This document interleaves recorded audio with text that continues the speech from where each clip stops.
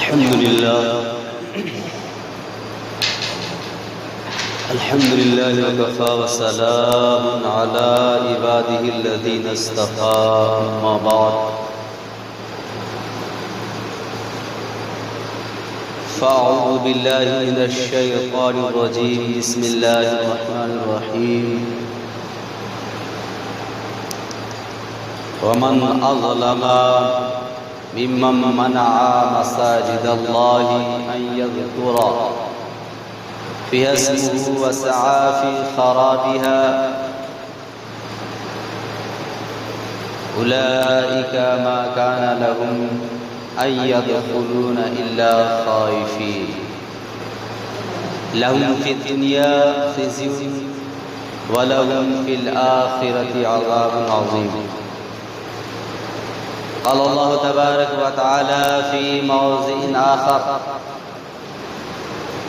إنما يعمر مساجد الله من آمن بالله وباليوم الآخر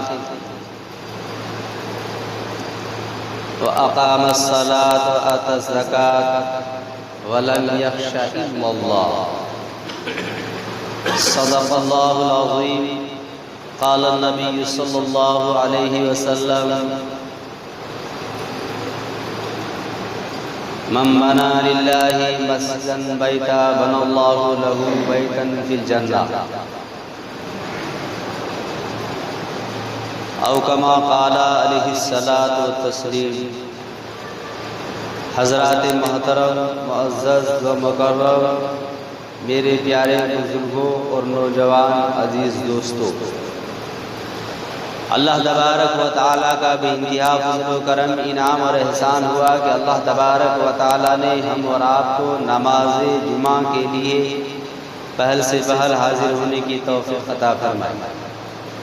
میں نے آپ حضرات کے سامنے قرآن مقدس کی دو مختصر سی آیتیں پڑھی ہے اور ایک حدیث مبارکہ پڑھی ہے. بارگاہ رب العالمین سے دعا ہے کہ چند باتیں مجھے انہی کی ذمے میں صحیح کہنے کی اور ہم اور آپ کو اس پر عمل کرنے کی توفیق عطا فرمائے. آمین ثم آمین. میرے عزیز دوستو، قرآن مقدس کی دو آیتیں پڑھی، ایک سورہ بقرہ کی اور ایک سورہ توبہ کی. دونوں آیتوں کے اندر مختلف باتیں ہیں، موضوع ایک ہی ہے، عنوان ایک ہے، اور وہ یہ ہے کہ مساجد کی فضیلت، اس کی اہمیت، اس کے آداب، ان کی متعلق بھی چند باتیں ہمارے اور آپ کے سامنے آنی چاہیے. میرے دوستو، مسجد آداب کے لحاظ سے جتنے بھی مساجد ہیں اس دنیا کے اندر، ہر ایک مسجد کا ادب لازمی اور ضروری ہے. عبادتوں میں افضلیت الگ الگ ہیں، جیسے مسجد حرام ہے، مسجد اقصی ہے، مسجد نبوی ہے. ایک نماز کا ثواب وہاں کئی گنا زیادہ ہے، لیکن ادب کے لحاظ سے جس طرح اس مسجد کا ادب کرنا ضروری ہے، اسی طرح سے اس مسجد کا بھی ادب ضروری ہے. میں عرض یہ کر رہا ہوں میرے عزیز دوستو، یہ مسجد ہے کیا چیز؟ اس کی فضیلتیں کیا ہے؟ میرے بزرگوں، مسجد وہ جگہ ہے، مسجد وہ گھر ہے. اس دنیا کے اندر کوئی جگہ نہیں تھی، کوئی گھر، کوئی مکان، کوئی بنگلہ، کوئی عالیشان محل، کچھ نہیں تھا. اللہ تبارک و تعالیٰ نے سب سے پہلے مسجد بنوائی. دنیا کا سب سے پہلا گھر اگر ہے تو وہ مسجد ہے، خدا کا گھر ہے، عبادت گاہ ہے. بعض حضرات کہتے ہیں کہ اگر کسی بستی کی خوشحالی کا جائزہ لینا ہو تو مسجد کی خوشحالی کو دیکھ لیا جائے، مسجد کو حالات کو دیکھ لیا جائے، آپ کو پتہ چل جائے گا، آپ کو معلوم ہو جائے گا کہ بستی کے اندر کتنی رونقیں ہیں یا نہیں ہے۔ مسجد کی رونق سے بستی کی رونق ہے، مسجد کی خوشحالی سے بستی کی خوشحالی ہے، مسجد کی عالیشانی سے،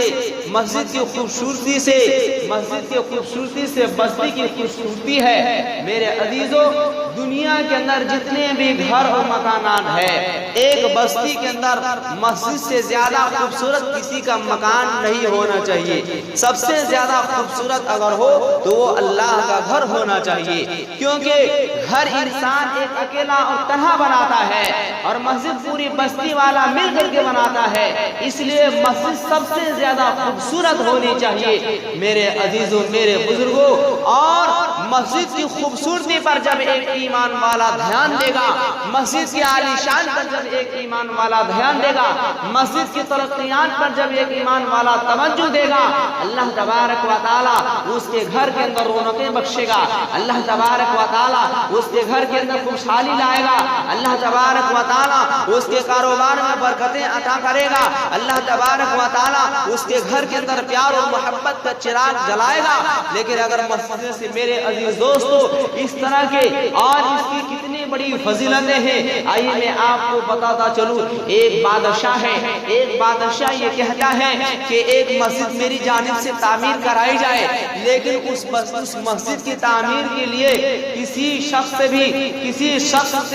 ایک بھی روپیہ نہ لگایا جائے۔ میرے عزیزوں، میرے بزرگوں، ذرا غور کیا جائے، بادشاہ مسجد بنوا رہے ہیں اور ایک شخص ہے، ایک غریب ہے، صبح کو کلہاڑی لے کر کے نکلتا ہے، جنگلوں کی جانب جاتا ہے اور کلہاڑی سے لے کر کے لکڑی کاٹتا ہے، لکڑی کاٹ کر کے لاتا ہے، جنگل میں جا کے بازار میں بیچتا ہے، بیچنے کے بعد اسی سے اپنے ذریعہ معاش کا ذریعہ بنا ہوا ہے، روزی روٹی کا گزارا کر رہا ہے۔ الغرض یہ، جب انہوں نے یہ سنا کہ بادشاہ کی جانب سے اعلان ہو چکا ہے کہ میری جانب سے ایک مسجد بنائی جائے جس میں کسی کا بھی پیسہ نہ لگے، وہ غریب آدمی، وہ مزدور آدمی، لکڑہارا، وہ کلہاڑی سے لکڑی کاٹ کر کے بازار جاتا ہے، اس کو بیچتا ہے، بیچنے کے بعد کچھ پیسہ ہوتا ہے، چند اینٹیں خرید کے لاتا ہے اور اس اینٹوں کو لے کر کے بادشاہ کے دربار میں پہنچتا ہے۔ بادشاہ سلامت، ان اینٹوں کو آپ تعمیری مسجد جو کر رہے ہیں اس میں میرا بھی حصہ لگا لیا جائے۔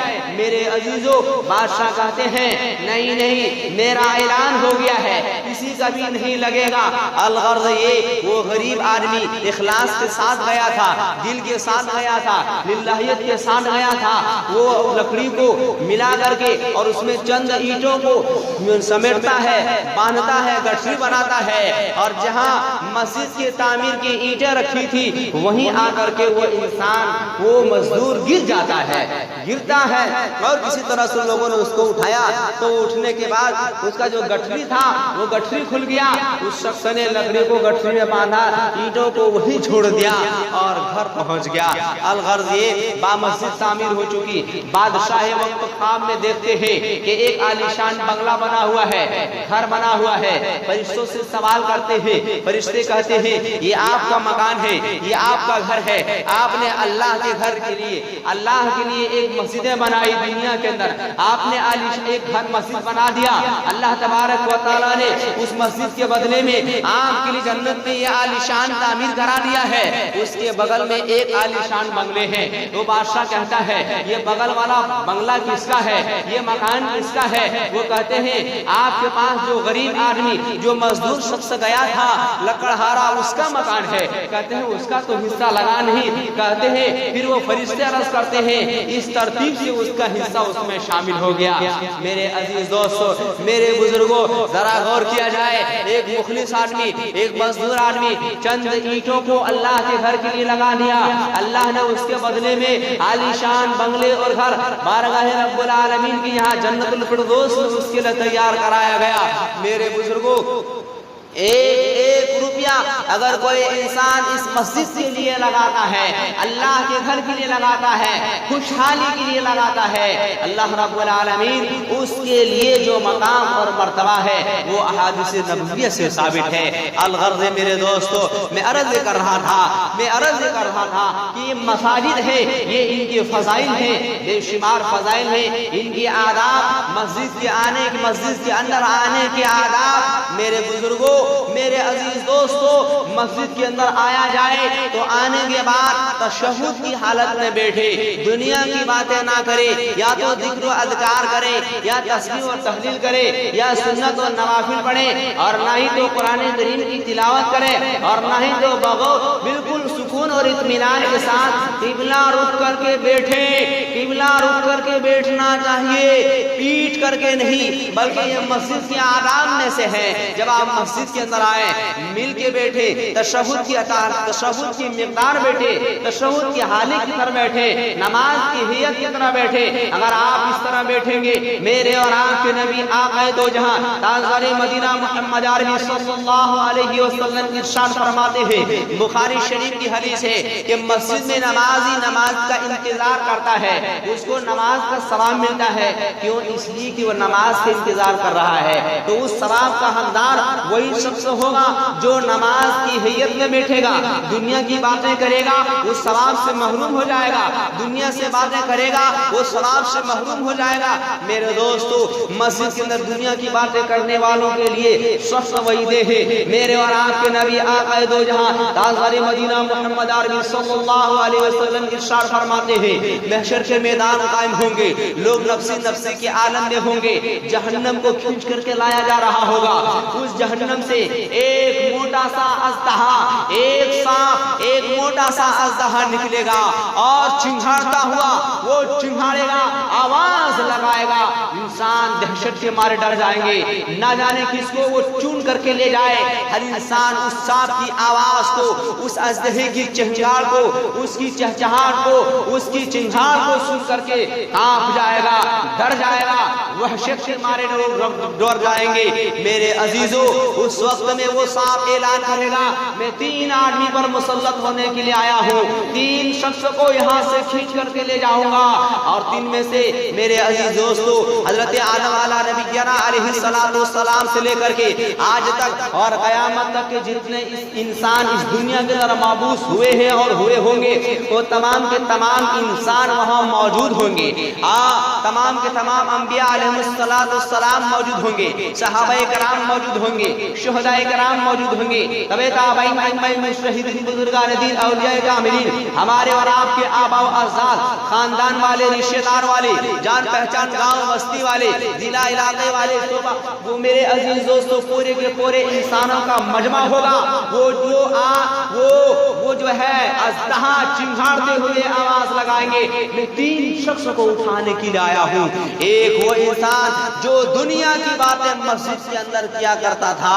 اس کو میں اٹھانے کے لیے آیا ہوں۔ وہ اژدہا اس بھرے مجمع میں سے جو انسان اس دنیا کے اندر مسجد میں نماز پڑھنے کے لیے آیا ہے لیکن دنیا کی باتیں کر رہا ہے، دنیا کی باتوں مصروف ہے، وہ آئے گا، اس کے گردن کو پکڑے گا اور وہ اژدہا اٹھا کر کے جہنم میں پھینک دے گا۔ دوسرا وہ انسان وہ آواز لگائے گا جو نماز چھوڑا کرتا تھا، اس کو بھی اٹھائے گا اس بھرے مجمع میں سے اور جہنم میں پھینک دے گا۔ تیسرا وہ انسان جو وضو کرتے سمے دنیا کی باتیں کر رہا ہے۔ میرے عزیز دوستو، مسجد عبادت کا گھر ہے، یہاں عبادت ہونی چاہیے، ذکر و اذکار ہونی چاہیے، دنیا کی باتیں نہیں ہونی چاہیے۔ دنیا کی باتیں کرنے سے میرے عزیز دوستو فرشتے کیا کہتے ہیں؟ میرے اور آپ کے نبی آقا دو جہاں تاجدار مدینہ محمد عربی صلی اللہ علیہ وسلم ارشاد فرماتے ہیں کہ ایک انسان جب ایک صاحب ایمان جب مسجد میں نماز کے لیے آیا، نماز پڑھنے کے لیے آیا اور آپس میں بات کرنے لگا، دنیا کی باتیں ہونے لگی، فرشتے کہتے ہیں اسکت یا ولی اللہ، اے اللہ کے ولی خاموش ہو جا، اے اللہ کے ولی چپ ہو جا۔ جب وہ چپ نہیں ہوتا ہے، دوسری بار وہ فرشتے آواز لگاتے ہیں اسکت یا بغی اللہ، اے اللہ کا باغی، اے اللہ کا دشمن چپ ہو جا۔ اور جب بھی چپ نہیں ہوتا ہے تو فرشتے کہتے ہیں اسکت اسکت لعنت اللہ علیکا، اللہ کی لعنت ہو، چپ ہو جاؤ، اللہ کی بھی تجھ پر لعنت ہو، حضور پاک صلی اللہ علیہ وسلم کی بھی تجھ پر لعنت ہو۔ میرے عزیز دوستو، یہ فرشتے اس انسان کے لیے، اس صاحب ایمان والوں کے لیے بد دعائیں دے رہی ہے۔ کیوں میرے دوستو؟ اس لیے کہ مسجد عبادت کا گھر ہے، یہاں دنیا کی باتیں نہیں ہونی چاہیے، یہاں ادب و احترام کی جگہ ہے، یہاں تو اونچی آواز سے بات کرنے کو بھی منع کیا گیا ہے۔ اگر کسی کی اونچی آواز سے کوئی انسان نماز پڑھنے سے رک جائے، اگر کسی کی بد زبانی سے کوئی انسان قرآن کریم کی تلاوت کرنے سے رک جائے، میرے دوستو اٹھائیے قرآن مقدس سورہ بقرہ، قرآن کریم کے اندر اللہ تبارک و تعالی اعلان کرتا ہے اس سے بڑا ظالم اس دنیا کے اندر کوئی نہیں ہے۔ ومن اظلم ممن منع مساجد اللہ ان یذکر فیہا اسمہ وسعى فی خرابها اولئک ما کان لهم ان يدخلوها الا خائفین۔ میرے دوستو اللہ تبارک و تعالی ڈنکی کی چوٹ سے سورہ بقرہ آیت نمبر 114 کے اندر ارشاد فرماتا ہے کہ جو انسان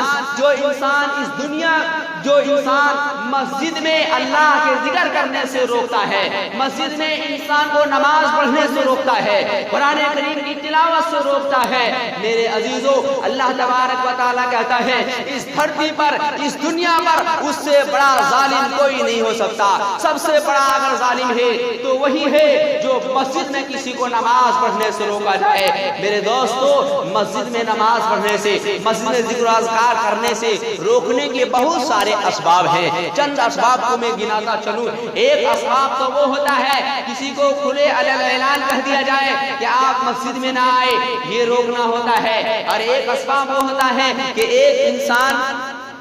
ایسا تو نہیں کہا ہے لیکن ایک انسان، ایک صاحب ایمان آیا ہے، وضو کر کے بیٹھنے کے بعد نماز پڑھ رہے ہیں، تسبیح اور تحلیل میں مشغول ہے، قرآن کریم کی تلاوت کر رہے ہیں، لیکن دوسرا انسان اس کے سامنے بلند آواز سے باتیں کر رہا ہے، دنیا کی باتیں کر رہا ہے، یا قرآن کریم کی تیز آواز سے تلاوت کرنا، جبکہ قرآن مقدس کو پڑھنا کتنا بڑا ثواب ہے ہر انسان جانتا ہے، لیکن مسجد کے اندر جب لوگ نماز پڑھ رہے ہو، تسبیح اور تحلیل میں مشغول ہو، ذکر و اذکار میں مصروف ہو، ایسے حالت میں بلند آواز سے قرآن کریم کی تلاوت کرنا بھی ناجائز قرار دیا گیا ہے۔ حتی الامکان یہ بھی کہا ہے کہ آپ نماز میں جو تسبیح پڑھتے ہیں اس تسبیح کی بھی آواز دوسرے کو نہیں پہنچنا چاہیے۔ اگر اس کا خلل، اس کا ذہن آپ کی آواز کی جانب ہو گئی، اس کا دھیان بٹ گیا تو دھیان بٹنے کا جو گناہ ہوتا ہے وہ آپ کے اوپر آئے گا۔ میرے عزیزوں میں عرض کر رہا تھا تو روکنا ایک طرح سے یہ بھی ہے کہ ایک انسان نماز پڑھ رہا ہے، آپ دنیا کی باتیں اس کے سامنے زور سے کر رہے ہیں، یا دین کی باتیں آپ اتنا زور سے کر رہے ہیں کہ نماز پڑھنے والے کو ڈسٹرب ہو رہا ہے، وہ سوچتا ہے کہ تھوڑا سا خاموش رہتا تو میں نمازیں پڑھ لیتا، آپ دنیا کی باتوں میں مصروف ہیں، وہ نماز پڑھ رہے ہیں، دھیان بٹ گیا، اس کا ذہن ادھر سے ادھر چلا گیا۔ میرے عزیز دوستو اس کو بھی ایک روکنے کے معنی میں قرار دیا گیا ہے۔ اور اتنا ہی نہیں، قرآن کریم کی تلاوت ہو یا ذکر و اذکار ہو یا تسبیح ہو یا اس طرح جتنے بھی صورتیں ہیں، مسجد کے ویران کی جتنے بھی صورتیں ہیں، ان تمام صورتوں کو ان تمام صورتوں کے بارے میں حرام قرار دیا ہے، جس سے مسجد میں لوگ آنے والے بند ہو جائے۔ مسجدوں میں لوگ اگر آپ سے یا ہم سے اس طرح کی اگر بات صادر ہو جائے جس سے انسان مسجد میں آنا بند ہو جائے، یا کوئی ایسی صورتیں یا اس طرح کے بات، اس طرح کے تکلیف کے والے بات ہو جائے جس سے لوگ نماز پڑھتے پڑھتے اٹھتا جائے، میرے عزیزو ایسے صورتوں کو سخت منع قرار دیا گیا ہے، ایسے اسباب کو سخت منع قرار دیا گیا ہے۔ یہ مسجد ادب کی جگہ ہے، یہاں ادب و احترام سے آیا جائے، اس کی عبادت کی جائے، اس کی قدردانی کی جائے، اور اس میں جو ہے دلجوئی اور خوش دلی کے ساتھ ترقیات کے لیے لگایا جائے۔ میرے عزیز دوستو جو مسجد میں آنے والے ہوتے ہیں، قرآن مقدس میں گواہ دے رہا ہے، قرآن مقدس میں ایماندار ہونے کی علامت بتلا رہا ہے، انما یامر مساجد اللہ من آمن باللہ والیوم الآخر واقام الصلاۃ وآتى الزکاۃ ولم یخشى الا اللہ۔ سورہ توبہ کے اندر یہ آیت موجود ہے۔ اللہ تبارک و تعالی اعلان کر رہا ہے وہ انسان مسجد کا آباد وہی کرتا ہے، مسجد میں آنا جانا اسی شخص کا ہوتا ہے، مسجد میں قرآن کریم کی تلاوت کرنا، مسجد میں تسبیح پڑھنا، نوافل کا پڑھنا، نماز کا پڑھنا اور آنا جانا اسی شخص کا ہوتا ہے جس کا ایمان اللہ پر ہے، جس کا ایمان آخرت پر ہے، جس کا ایمان انبیاء علیہ السلام پر ہے، جس کا ایمان اچھے برے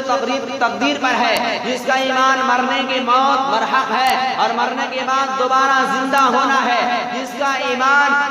ایمان اس آدمی کو گواہی دو نماز کا پابند ہے، زکات ادا کرنے والا ہے، وہی انسان مسجد سے گویا کہ اس آیت کریمہ کے اندر ایماندار ہونے کی علامت بتلائی ہے۔ ایک صاحب ایمان مسجد سے دور نہیں رہ سکتا ہے، مسجد سے دور نہیں رہ سکتا ہے۔ السمک فی الماء کہ مسجد کے لیے المسجد فی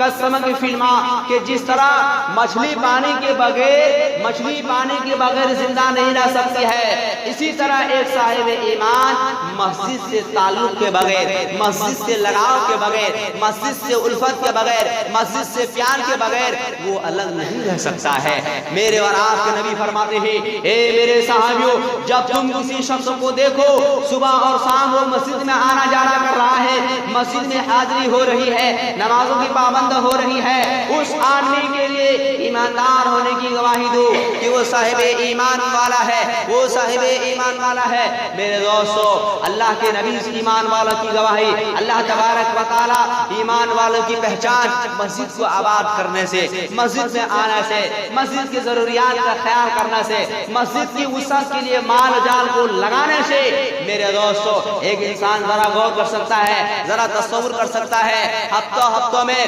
مہینوں میں انسان کا کتنا مال کدھر سے کہاں چلا جاتا ہے، کتنا روپیہ پیسہ خرچ ہو جاتا ہے، لیکن کیا ہم نے کبھی یہ بھی سوچا کہ اللہ کے گھر کی ترقی کیسی ہو، اللہ کے گھر عالی شان کیسے ہو جائے، اللہ کے گھر کی بلندی کیسی ہو، اس کی ترقیات کے لیے میرے دوستو ذرا سوچے، اگر مسجد کی ترقی ہو گئی تو بستی کی ترقی ہوگی، مسجد کی عالی شان ہو گئی، دنیا اگر مسجد سب سے زیادہ خوبصورت ہو گئی تو بستی کا کوئی گھر باقی نہیں رہے گا جس گھر کے اندر عالی شان بنگلے نہ ہو جائے۔ شرط ہے اخلاص اللہ کے ساتھ، کیونکہ اللہ تبارک و تعالی کا اعلان ہے جو میرے راستے میں لگائے گا میں اس کی مالوں میں برکت عطا کروں گا۔ آج آپ لوگوں نے کبھی معائنہ کیا ہوگا، دیکھا ہوگا کہیں پر چھوٹی سے چھوٹی مسجد ہوتی ہے اور ڈبے میں بہت سارے پیسے جمع ہو جاتا ہے،